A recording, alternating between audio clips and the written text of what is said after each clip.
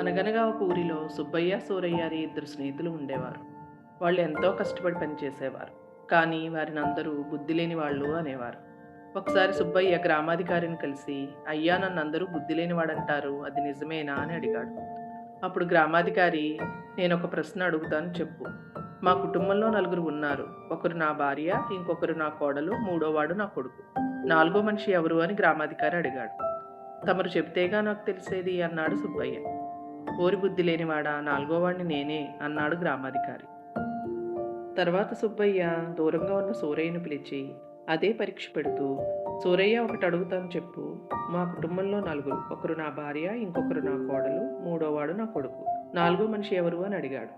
నీ కొడుక్కి పిల్లవాడు పుడితే వాడు అన్నాడు సూరయ్య. నీకు బుద్ధి లేదు, నాలుగోవాడు మన గ్రామాధికారి అన్నాడు సుబ్బయ్య.